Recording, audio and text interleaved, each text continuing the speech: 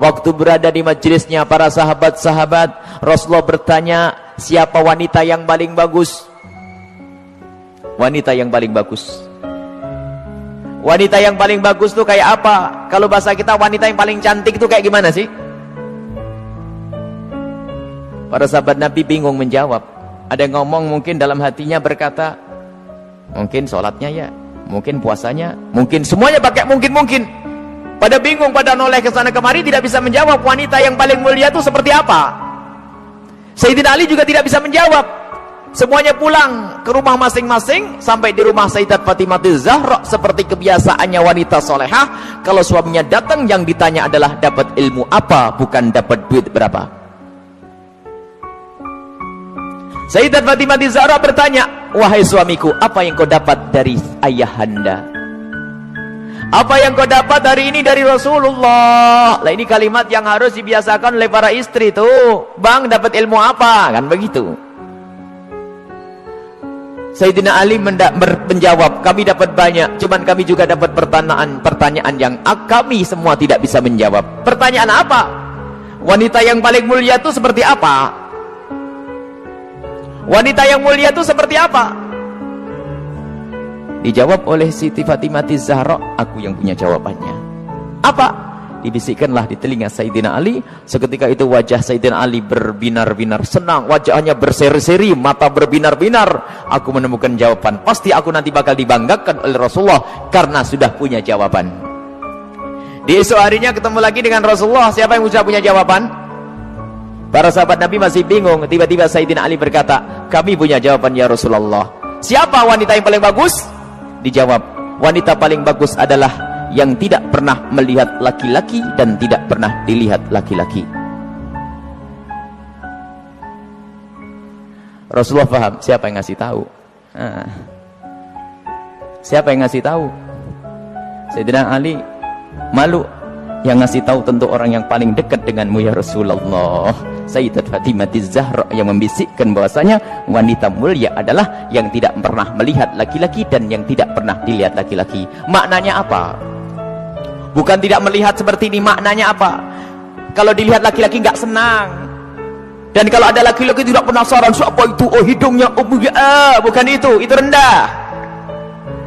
Dan wanita mulia adalah di saat dilihat laki-laki itu merasa tidak nyaman, bukan malah goyang pinggulnya yang dientahkannya. Ini wanita-wanita rendah, malu kalau dilihat. Kalau merasa ada laki-laki memperhatikan, merasa risih, itu iman di dalam hatinya, itu kemuliaan, itu wanita mulia. Itu maksudnya, bukan lalu menutup, tak boleh dilihat, aku harus di kamar saja. Bukan, keluar dengan cara yang wajar, dengan mahram, dengan kelombongan wanita, dan danannya tidak pamer, yang sederhana. Akan tapi lihat, di saat diperhatikan laki-laki merasa risih hatinya. Kalau semua yang ada di tempat ini merasa seperti itu, itulah pecinta Sayyidat Fatimah yang sesungguhnya. Sekarang rusak zaman. Wanita keluar semuanya pengen pamer apa yang ia miliki. Sudah begitu ngaku, aku pengikut Rasulullah, aku sering hadir marhabanan maulid Nabi, ribuan manusia yang datang, aku insya Allah dapat syafaatnya Rasulullah. Tapi nggak nyambung dengan Sayyidat Fatimah Zahra. Jadi kita harus berusaha untuk menjadikan diri para wanita-wanita ini merasa tidak nyaman, tidak senang kalau tubuhnya diperhatikan oleh kaum pria. Ini iman, itu kemuliaan. Jadi tidak nyaman. Dan itu ada sifat-sifat semacam ini. Ada merasa risih. Ada yang Masya Allah kalau sudah diperhatikan merasa, waduh wajahnya mulai putih, kuning, hijau tuh.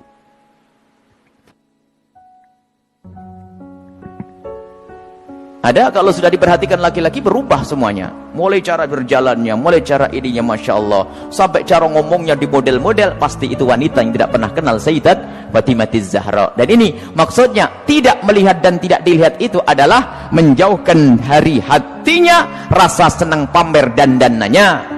Sampai suara pun dijaga.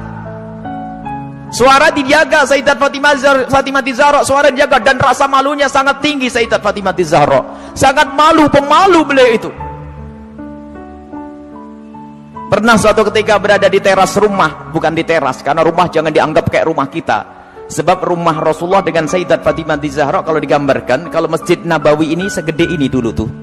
Masjid Nabawi kurang lebihnya seperti ini, seperti Masjid Taqwa ini sebelum dikembangkan. Jadi rumah Rasulullah itu, rumah Sayyidat Fatimah Zahra ada 5x5 di situ. Seberangnya ada rumahnya Sayyidi Aisyah, di belakangnya ada rumahnya Sayyidah Saudah. Kemudian nanti istri Rasulullah yang lainnya ada dijajar begitu. Jangan dianggap rumahnya di kampung sana, di kota sini, bukan. Jadi rumahnya hanya kecil-kecil begitu.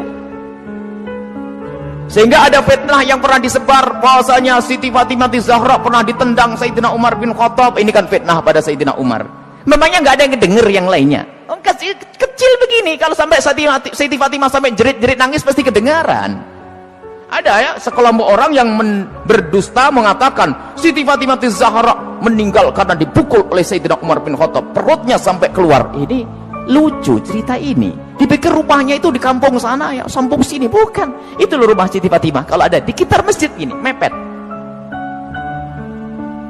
5x5, 4x3, rumahnya itu rumah dipikir rumah kayak apa begitu, bukan. Jadi rumah Rasulullah dan semua keluarganya itu kalau dikumpulkan hanya 200 meter. Allah. Dan sangat sederhana.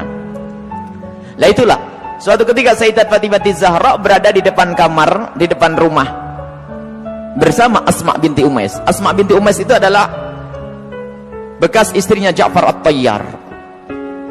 Di saat itu ada jenazah yang lewat. Dan di saat ada jenazah yang lewat, tiba-tiba Siti Fatimah menangis. Dan menangisnya nggak kira-kira.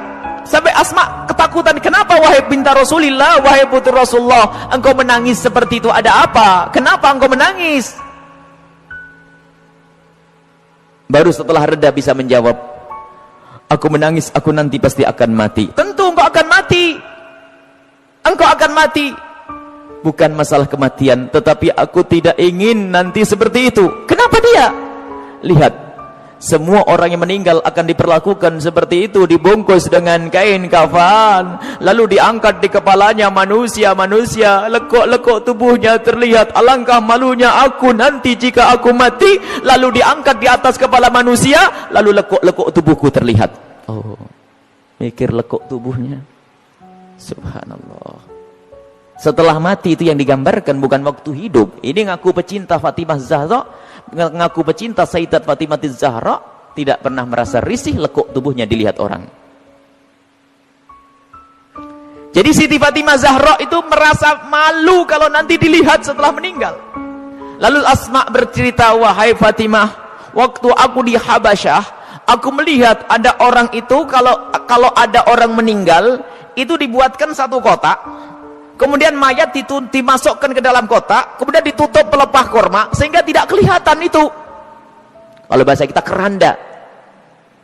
Mendengar jawaban seperti itu, Sayyidat Fatimah Zahra sangat senang dan menyambut dengan kegembiraan. Asma, aku berwasiat, kalau aku mati nanti tolong dibuatkan aku seperti itu. Dan akhirnya setelah Sayyidat Fatimah Zahra meninggal, Asma sendiri yang membuat untuk Sayyidat Fatimah Zahra. Dan inilah di dalam sejarah disebutkan bahwa pertama kali orang pakai keranda di dalam Islam adalah Sayyidat Fatimah Zahra.